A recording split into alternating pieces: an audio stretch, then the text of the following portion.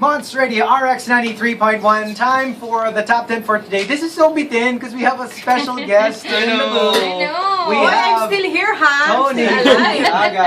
I'm so fascinated with your book. Ang ganda. Wait, here's your mic.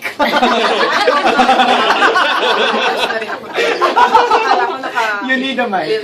Hey, people It's are so asking, bitin. why don't you have Twitter? You said earlier you don't have Twitter. Yeah, I don't have Twitter. Hey, what's that Twitter thing I don't that even we're have Facebook account. Before I used to have Facebook account, but when I started becoming But I was tweeting Becoming an ano? account. Becoming ano? Is that hindi, not yours? talk show host. Becoming when I a talk started, show host. yun, when I did yung talk shows, I stopped doing the Why? Social Why? media. social media.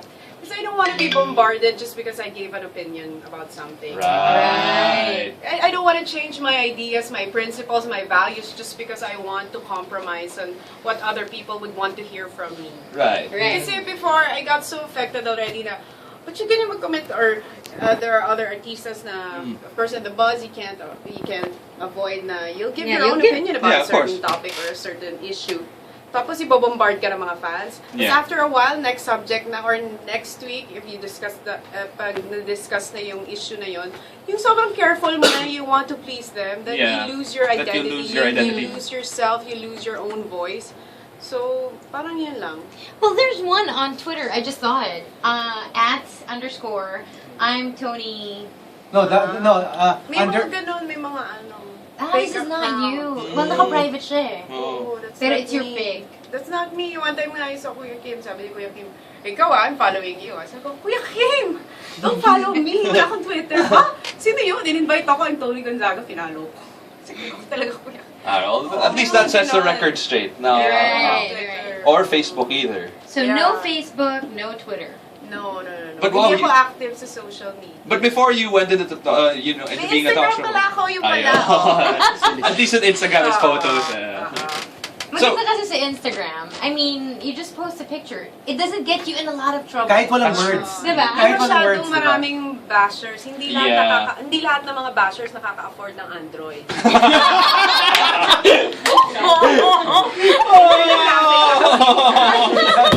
Pag naubusan na ng Good one. Good We got a live one here. So, Yan, yung mga ganyang opinion. yan eh. No, but it's true. No, but it's true. But Yeah. also, kapag may nang-bash sa'yo sa iPhone, nakikita mo yung identity Oh, right that's true. away. Yeah. Yeah. So, I mean, pag kinilik mo, ito yung account, ayaw niya talaga sa'yo. Mm. Tapos I don't block, ha? Before, I used to Talaga? block. Ah. I used to block. Tapos ngayon, sige, sabi ko, ay, masaya pala. Go! Bash na lang. Actually, what happens now, if you check celebrities' Instagram, people are fighting on the Yeah, comments. sila ang naglalaban. The celebrity is it's quiet, funny. diba? Yeah. It's entertaining if you have nothing to do. Alam mo, you're waiting, tambay ka, ay, taray, they're fighting. They're fighting, like even Kim Kardashian, for example. She Uy, posted, sobrang sama nung... diba? Sinasabi nila talaga sa kanya, Yeah. as in insane. Pero sa Pero sila, kanya, they're all good. huh? Oo, They're all good. Pero there was this one comment na basa ko sa I pray every day that you have a miscarriage, sabi ko kaya. Oh my Wow. God. Then That's there's too one time much. nabasa ko rin sabi, yung kay Kim Kardashian, yung mga bashers niya. Yeah. Meron kasi sinasabi na, you wouldn't know how happy the world is going to be if you get hit by a bus. Oh wow. Or if you get into a car accident. Pero weird that they Ganun don't, ang mga bashers. Yes. but they don't remove it. They don't remove it. They Pero just why? leave it. They just let it I guess go it's there. because it's a little too much to do. Like guess imagine it's like too having much to go work. through all of the comments and And then then- erasing it one by one. And then also, your time is so precious. That's what I said in the buzz one time. I said, I will never allow anyone to steal my happiness just because somebody or someone bashed me. Yeah. Masisira na yung araw mo. Kasi Yeah, I've that's seen true. Yeah, that's celebrities. true. I've worked with celebrities that they're happy, tapos they read their Twitter, they're like this. Yeah. Or they Yeah. get bothered, ganito ba ako? Or, Yeah. wait, ano ba yung ano ko? Makes you doubt yourself. And I even know one celebrity that because of Twitter, next gap nagpalit ng damit. Kasi nabash siya na, I Really? look fat in Oh, this wow. outfit. And ko, ha? Bakit? Ang taba ko daw eh. So, ay, grabe. But it really does affect you. No, it really affects you. Kahit sometimes you say na, kasi we subconsciously, whatever it is that you feed your mind, nandun na yun Nandun na talaga. siya. Mm. yung whatever it is that you read or you feed yourself. Kaya pala mababa ang mga self-esteem natin Oo kasi nga. kami nakababad kami sa Hindi, Parang kami alam mo, naka-prepare all day. hindi kami kasi prepared na kami. No, kasi We siguro bash it each other. depends. No, siguro it depends on the person. Kayo kung kaya nyo, pero yung merong mga weak personalities. No, but I also think the volume in itself. I think mean, if you're a Siguro, DJ on a FM radio station, it's not that many, but you're nationwide. At saka I think the difference is, diba? kasi when we're, like if you're a radio personality, your personality is talagang kilala na ng tao. Sometimes when you're an artista, you play a role na You play a role na super ganito sweet yung gusto ka, nila. tapos biglang nag-give ka ng That's opinions mo, right. parang, bakit Parang The bakit ganito image. pala? may image ka, di ba? So, Yeah. so I And guess it's sometimes different. some people actually believe like whoever, kunwari, may character ka na piniplay on air. Oh, that's They true. really believe that it's you. Like I have Yeah. this friend na she plays a villain on one of the teleseries. So as in, may nilapitan siya ng isang lola in a mall, tapos sinabihan siya, parang maldita kang bata ka. And parang she's like the sweetest, nicest girl ever. She's like, but it's I'm just playing a Yeah, exactly. role. It's just a role. It gets blurred. What is your image, Tony? Are you aware of what your image is? I mean, do you know? Because I know what you're saying. You just want to be yourself. Yeah. But to others, they perceive you as something. Do you know what? Alam ko ano yung image ko eh. Mabait naman siguro. Good naman siguro yung image ko. No, pero I get that a lot. Kasi sa TV, di ba, I'm talkative, I'm bubbly, I'm perky, I'm happy. Tapos one time I was doing the groceries sa SNR. May lumapit sa akin matanda, uy, magsalita ka naman. Sabi ko, ano ba yung sasabihin mo? Hingi-hingi mo sa TV, tay-timing mo. Ito na, bumibili ng popcorn! Ito na ako! Ito na! I-annotate. Ito na po, nagbabayad ako ng lettuce. Pinagaling mo ang pasok ng mga groceries. Diba?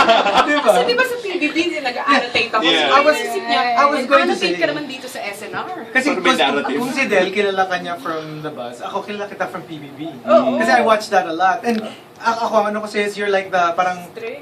parang kasi ikaw yung taga-ano, di ba? Like, basta Pero strict din siya sa the bus. strict ka rin ba? Strict ba ako sa The Buzz? Yeah, oo. Hindi, Oh, yeah. Oo, when you ask questions, hindi mo Ah. sila if she doesn't get the answer. Minsan pinapalampas niya, pero minsan, talagang there's a follow-up question that parang sagutin mo.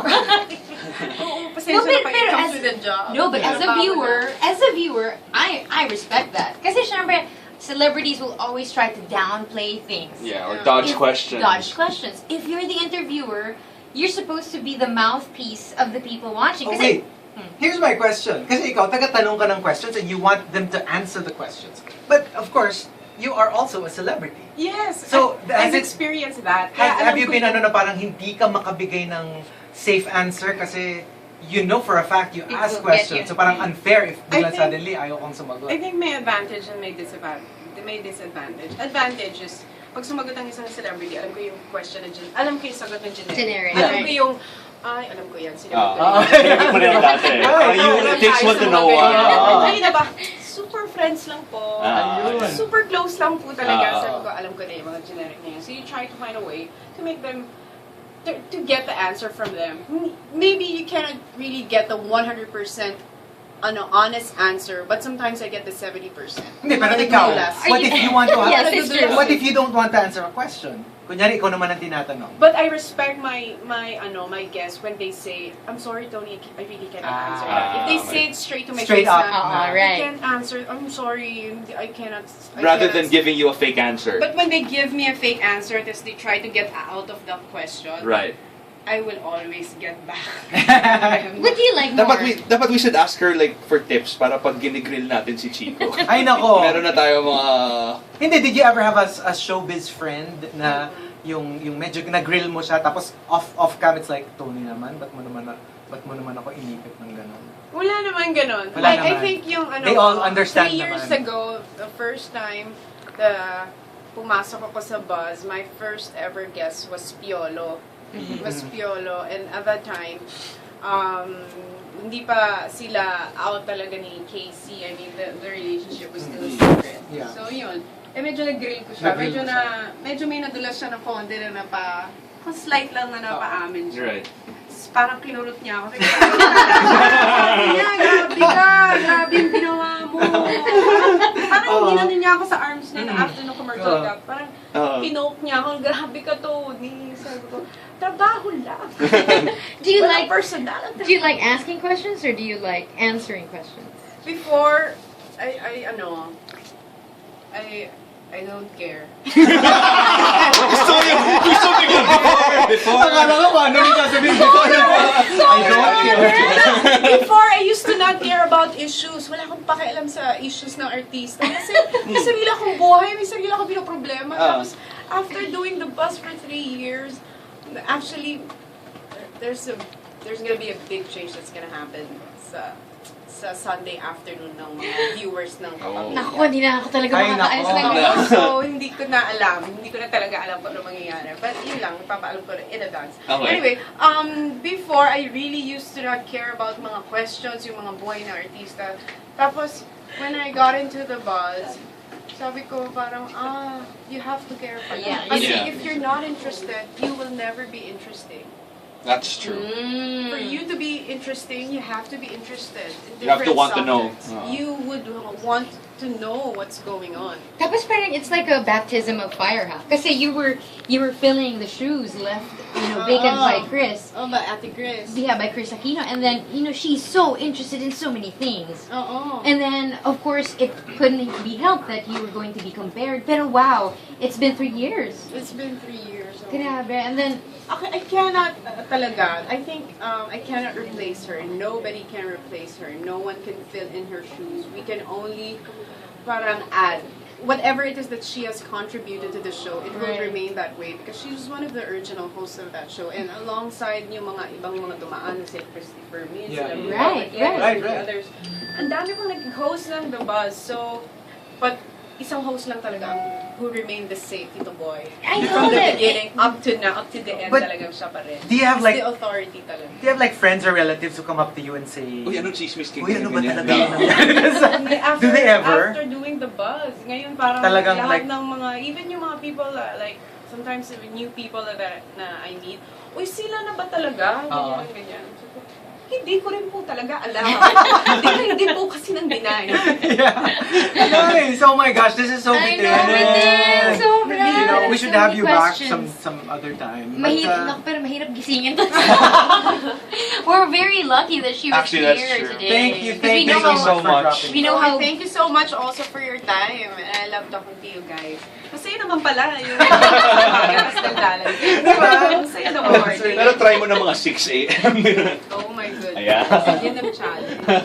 Diba? So thank you very much to Thank Toni you Gonzaga. so once again. Thank you so much. Sige, pwede ko na bang ano? Morning rushers. Pwede ba yung kunyari pag may kausap ako mga tao? Si Toni, ang friend ko yan eh. Sabi mo na yan. Sabi mo, close tayo. Close- Close kami. Kami ni Ng Toni, seat. close Ah. kami. Sige, close kami niya ni Toni. No, see. Ang seat na nag May picture pa ako, magkatabi. Yung 6 namin.